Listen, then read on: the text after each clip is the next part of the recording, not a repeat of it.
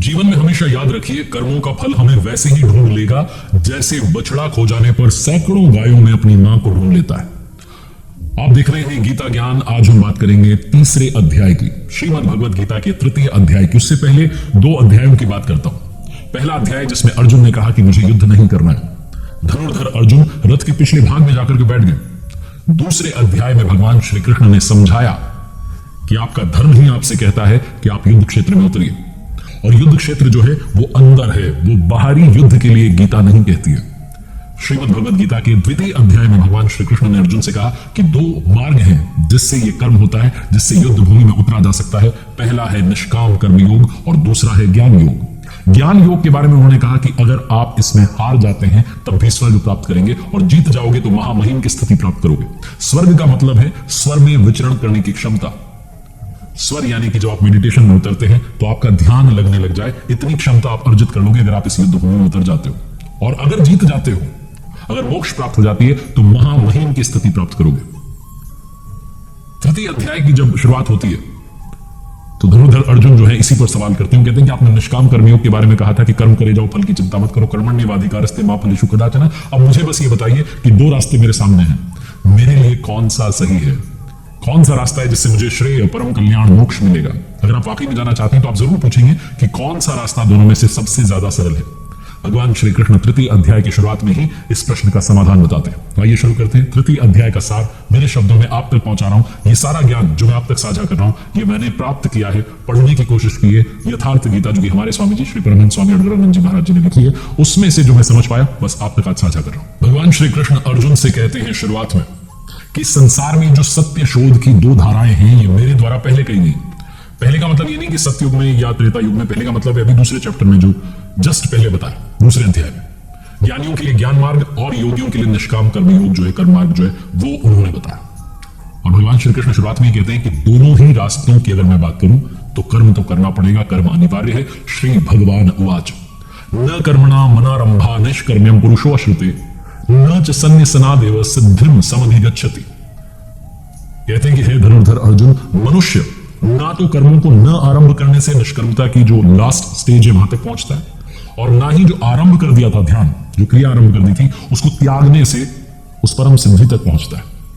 तो भगवान श्री कृष्ण कहते हैं कि अब तुझे ज्ञान मार्ग अच्छा लगे या निष्काम मार्ग, कर्म मार्ग अच्छा लगे, ज्ञान योग हो या निष्काम कर्म योग हो, दोनों ही माध्यमों में कर्म तो करना पड़ेगा। कुछ लोगों को लगता है कि हम तो कर्म ही नहीं कर रहे, हम तो निष्कर्मी हुए। कुछ लोगों को लगता है कि हम तो ज्ञान योग के रास्ते पर चलते हैं, हमें तो सब मालूम है।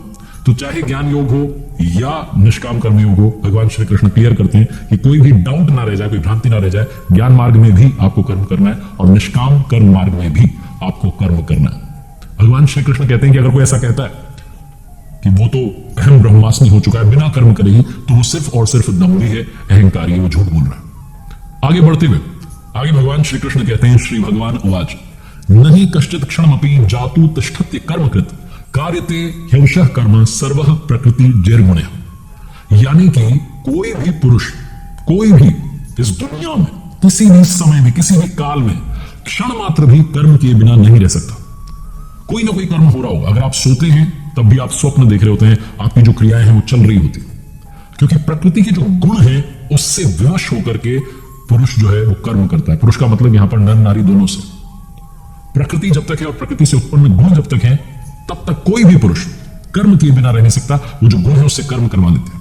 और भगवान श्री कृष्ण आगे बताएंगे कि यह त्रिगुणात्मक प्रकृति है, सतगुण, रजगुण और तम गुण यानी कि तामस। ये तीन गुण जो है इनसे ऊपर उठना है, यही वो अर्जुन को आगे निर्देश देंगे। बहुत सारे लोग श्रीमद् भगवद गीता के माध्यम से प्रैक्टिकल लाइफ की भी बात करना चाहते हैं। वो बताना चाहते हैं कि कर्म करना है, फल की चिंता नहीं करनी। बहुत सारे अलग अलग तरीकों से आपको समझाने की कोशिश करते हैं, लेकिन आध्यात्मिक दृष्टि से यथार्थ व्याख्या अगर आप पढ़ना चाहते हैं, जैसा मैंने बताया, परमहंस स्वामी श्री अड़गड़ानंद जी महाराज जी की यथार्थ गीता आप घर बैठे ऑर्डर कर सकते हैं www.यथार्थगीता.com से। और जो मैंने बार बार उसको पढ़ा है, आवृत्ति की है, उसी में से मैं जो सार समझ पाया आपको बता रहा हूं। जब कर्म की बात आती है, कौन सा कर्म करना है, तो श्री भगवान उवाच नियतम कुरु कर्म त्वं जायो ह्या कर्मणः शरीर यात्रापि चतेन प्रसिद्ध येद कर्मणः। हे अर्जुन, तुम निर्धारित किए हुए कर्म को कर। कर्म तो बहुत सारे हैं, लेकिन उनमें से कोई एक चुना हुआ है, उसी नियत कर्म को जो सिलेक्टेड है उसी को करना है। और कर्म ना करने की अपेक्षा कर्म करना श्रेष्ठ होता है। इसलिए क्योंकि अगर आपने शुरू कर दिया मेडिटेशन, ध्यान करना शुरू कर दिया, आराधना करना शुरू कर दी, तो थोड़ी भी अगर आप डिस्टेंस चल लेते हैं, उस रास्ते पर आप चल देते हैं, तो आप मंजिल तक अवश्य पहुंचेंगे। क्योंकि ये जो कर्म है, ये जन्म मरण का जो भय है, जिस चक्र में हम घूमते चले जा रहे हैं, जन्म लेते हैं, दूसरे जन्म लेते हैं, तीसरा जन्म लेते हैं, उससे हमें छुटकारा मिल जाएगा, आत्मा को परमात्मा से मिलन हो जाएगा। और कौन सा कर्म है उसे और आगे डिफाइन करेंगे। उससे पहले मैं आपको बताता हूं कि रामचरितमानस में गोस्वामी तुलसीदास जी ने भी कहा, कलयुग केवल नाम आधारा, सुमिर सुमिर नर उतर ही पारा। कलयुग में सिर्फ नाम ही आधार। अगर आप सिर्फ नाम जपना शुरू कर दें, तब भी आप उस विधि को, आराधना की विधि को, पूजा की विधि को, ध्यान की विधि को पकड़ चुके हैं। आगे श्री भगवान उवाच, कहते हैं भगवान श्री कृष्ण, यज्ञार्थात कर्मणो अन्यत्र लोको अयम कर्म बंधनः तदर्थम कर्म कौन्तेय मुक्त संगः समाचर। कहने का मतलब है कि अर्जुन, यज्ञ की प्रक्रिया ही कर्म है। वो हरकत कर्म है जिससे कि यज्ञ पूर्ण होता है। तो कर्म एक डिसाइड की हुई, एक सिलेक्टेड प्रोसेस।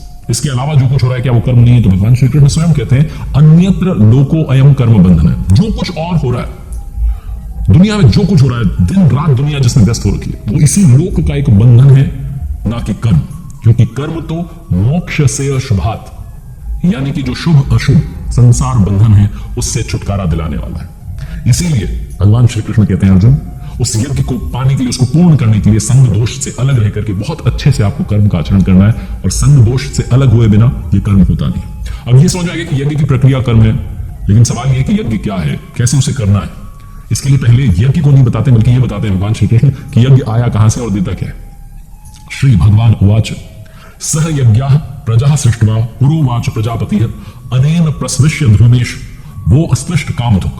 इस श्लोक का अर्थ बड़े ध्यान से समझिएगा। भगवान श्री कृष्ण कहते हैं, प्रजापति ब्रह्मा ने कल्प के आदि में यज्ञ सहित प्रजा को रच करके कहा कि इस यज्ञ द्वारा वृद्धि को प्राप्त हो। ये जो यज्ञ है तुम्हारी जो इष्ट कामधुक, जिसमें अनिष्ट ना हो, विनाश रहित इष्ट संबंधी जो कामना है उसकी पूर्ति करेगा। प्रजापति ब्रह्मा ने यज्ञ सहित प्रजा को रचा। प्रजापति कौन है? जिसने प्रजा के मूल उद्गम परमात्मा में प्रवेश पा लिया, वो महापुरुष प्रजापति है। कहते हैं कि जब तक आपसे वो भजन ना करवाया जाए, तब तक आप वो भजन नहीं कर सकते। बहुत सारे लोगों को लगता है कि हम ध्यान में बैठते हैं, लेकिन मन नहीं लगता है। जब आप किसी एक सदगुरु के सानिध्य में चले जाते हैं और ध्यान में अपना मन लगाने लगते हैं, तब वो सदगुरु स्वयं आपसे वो भजन करवाने लगते हैं। बस यही वो प्रजापति ब्रह्मा की यज्ञ सहित जो रचना है, जो यज्ञ सहित प्रजा को रचा है, बस यही है वो। जिसने प्रजा के मूल उद्गम परमात्मा में प्रवेश पा लिया, वो महापुरुष प्रजापति है। उसकी बुद्धि ब्रह्मा है। उस पुरुष की वाणी में परमात्मा ही बोलता है। भजन की जो असली क्रिया है, जब वो शुरू हो जाती है, तो बुद्धि जो है उसका उत्थान होने लगता है, डेवलप होने लगती है। शुरू में वो ब्रह्म विद्या से संयुक्त होती है, इसलिए वो ब्रह्मविद कही जाती है। विकार जो है, जो बुराइयां, वो और कम हो जाती है, तो फिर वो ब्रह्म विदुर कही जाती है। फिर थोड़ी थोड़ी और जब वो आगे बढ़ने लगती है, डेवलप होने लगती है, तो ब्रह्म विद्वरियान कहलाती है।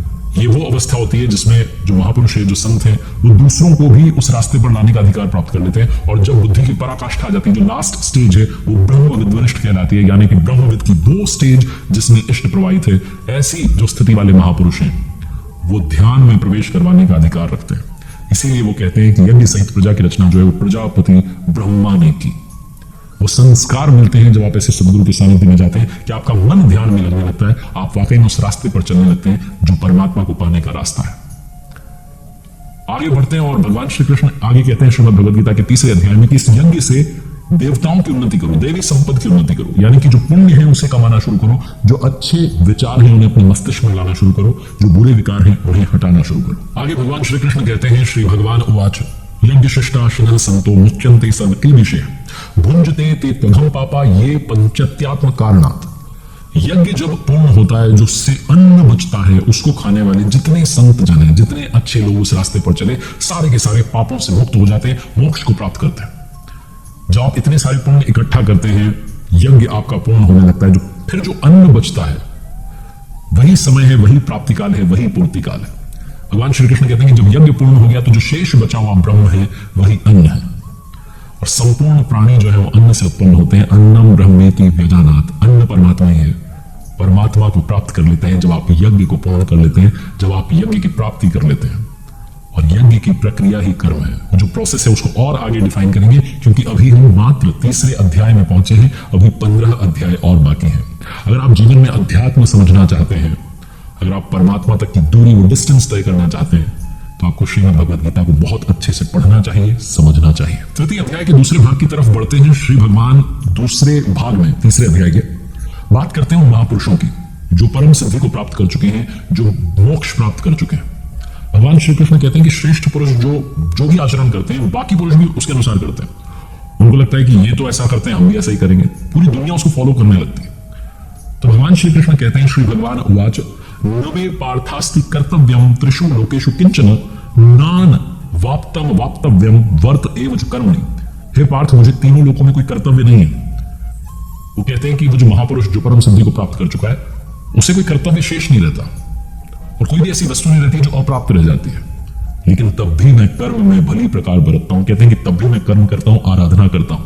भगवान श्री कृष्ण कहते हैं, श्री भगवान उवाच यदि हाहम न वर्तेयम जातु कर्मण्य तंद्रिता मम वर्तमान वर्तन्ते मनुष्य पार्थ सर्वशः। वो कहते हैं कि अगर मैं सावधान होकर के कर्म में न बरतूं तो मनुष्य जो है मुझे फॉलो करेगा, मेरे बर्ताव के अनुसार बरतने लगेगा, वैसे ही काम करने लगेगा। तो भगवान श्री कृष्ण कहते हैं कि क्या मेरा अनुकरण बुरा है? वो कहते हैं हाँ। उत्सी देयु रिमे लोकान कुर्याम कर्मचेद हम संकरस्य च कर्ता स्याम मुपहन्या विमाह प्रजा। वो कहते हैं अगर मैं सावधान होकर के कर्म न करूं तो सारे लोक भ्रष्ट हो जाएं और मैं संकरस्य, जिस वर्ण संकर की समस्या अर्जुन को थी, प्रथम अध्याय में कह रहा था, वर्ण संकर का कर्ता हो जाऊंगा।